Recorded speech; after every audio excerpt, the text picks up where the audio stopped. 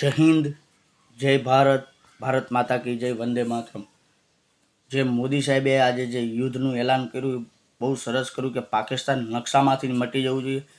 પણ આપણા જે બહાદુર જવાનો આજે દેશની રક્ષા માટે, આપણા હિન્દુઓની રક્ષા માટે આજે બોર્ડર ઉપર જે લોકો આજે મોતની સામે ઊભા રહ્યા છે તેવા સેનાને ખૂબ ખૂબ અભિનંદન।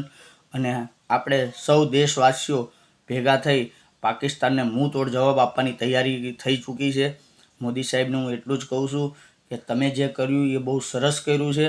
અને આ દેશ હજુ 100 કરોડ જનતાઓને જે 180 કરોડ જનતાએ તમને જે હાવત તરીકે એક વડાપ્રધાન તરીકે તમને જે ચૂંટાયા છે, અને અમારો ગર્વ છે કે અમારો ગુજરાતનો હાવજ એટલે કે નરેન્દ્રભાઈ મોદી આજે દેશ માટે બહુ સરસ કામ કર્યું। એમની માતાને ખૂબ ખૂબ અભિનંદન, મોદી સાહેબને ખૂબ ખૂબ અભિનંદન। અને જે આપણા બહાદુરો જવાનો ઘણા શહીદ થાય, એ ઘણા એ થઈ જાય, એ બદલ ભગવાનને કહું કે એમનો વાળ વાંકો ન થાય, એમને ભારત માતા શક્તિ આપે અને આ દેશનું વિજય થાય।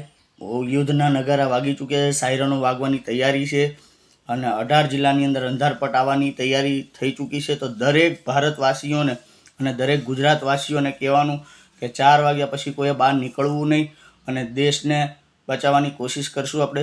જય હિન્દ, જય ભારત।